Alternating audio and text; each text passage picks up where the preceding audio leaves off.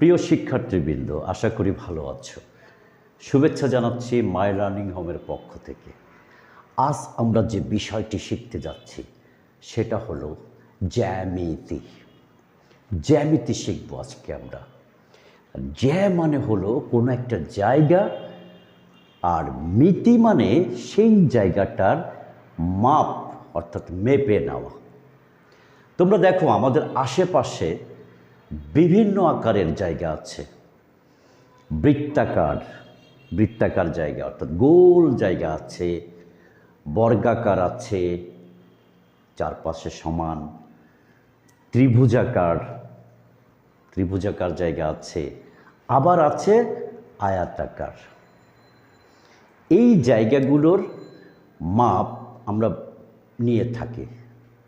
আজকে আমরা এখান থেকে একটি মাপের জায়গা কিভাবে নিতে হয় সেটা তোমাদেরকে শিখিয়ে দিচ্ছি। আজকে আমরা দেখব আয়তাকার জায়গার মাপ কিভাবে নিতে হয়। এখানে আমরা বোর্ডে আমরা দেখতে পাচ্ছি একটি ফুটবল খেলার মাঠ আছে, আর এই ফুটবল খেলার মাঠটি হলো আয়তাকার। তোমরা কি করে বুঝবে এটা আয়তাকার? এই যে দেখো, এপাশে একটি রেখা আছে, অর্থাৎ একটি লাইন আছে, একটি দাগ আছে। এ পাশে ঠিক এটার মাপের একই মাপের একটি লাইন আছে, দাগ আছে। এটাও যে মাপ, এটাও সেই মাপ। আর এ পাশে দেখো ছোট, এটাও যে মাপ, এ পাশেও যেটা আছে ছোট। তাহলে এই দুটি সমান, এই দুটি সমান, এবং মাঝখানে এইটা থেকে এইটার দূরত্ব সবসময় একই থাকবে, একই রকম। এদিকে যদি 50 মিটার হয়, এদিকে 50 মিটার, এখানেও 50 মিটার, 50 মিটার, 50 মিটার। এটাই হলো আয়তাকার আয়তাকার জায়গা চেনার উপায়। এই যে দাগ, উপরের এবং নিচের দাগটাকে বলা হয় দৈর্ঘ্য, আর এই পাশের দাগগুলিকে বলা হয় প্রস্থ। এখন আমরা এই যে আয়তাকার অর্থাৎ ফুটবল মাঠের যেখানে খেলোয়াড়রা দৌড়ে দৌড়ে খেলা করে, সেই জায়গাটি কতটুকু মাপ সেটা আমরা বের করব। আর এই পুরো জায়গাটাকে বলা হয় ক্ষেত্রফল। তাহলে এটাকে বলা হয় দৈর্ঘ্য, এই লাইনকে বলা হয় প্রস্থ, আর মাঝখানের পুরো জায়গাটাকে বলা হয় ক্ষেত্রফল। এখন আমরা এই জায়গাটি কিভাবে মাপ নিতে হয় দেখব। ধরো দৈর্ঘ্য আছে 100 মিটার,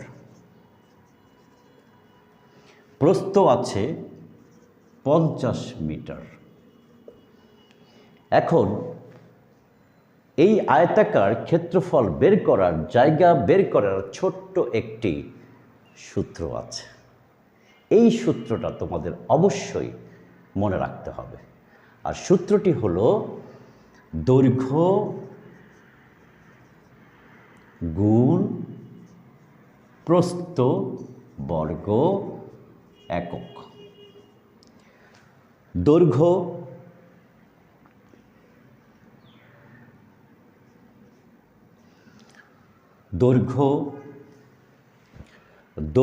গুণ প্রস্থ বর্গ একক। দৈর্ঘ্য হলো এটা, অর্থাৎ 100 মিটার, আর প্রস্থ হলো 50 মিটার। দুটি গুণ করে দিলেই আমাদের এটা বের হয়ে যাবে।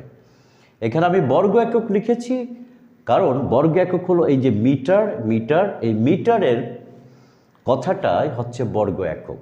যেহেতু এখানে সংখ্যা লিখিনি, তাই আমরা বর্গ একক লিখেছি। যখন আমরা সংখ্যা দিয়ে গুণ করব তখন হয়ে যাবে একক, আর লেখা থাকবে না, থাকবে বর্গ মিটার। এসো আমরা এই সূত্র দিয়ে এই জায়গাটি বের করি।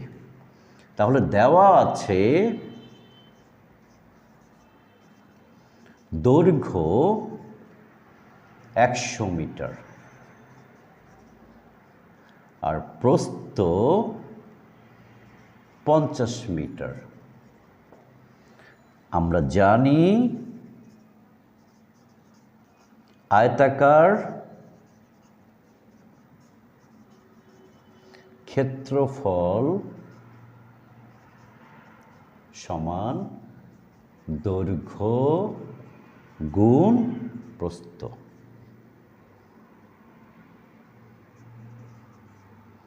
বর্গ একক। এখন আমরা এই ফুটবল মাঠের, সুতরাং ফুটবল মাঠটি হবে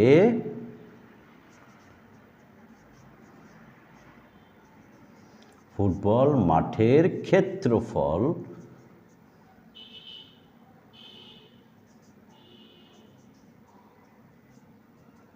দৈর্ঘ্য আছে 100, তাই 100 লিখব, গুণ প্রস্থ আছে 50, ব্যাস।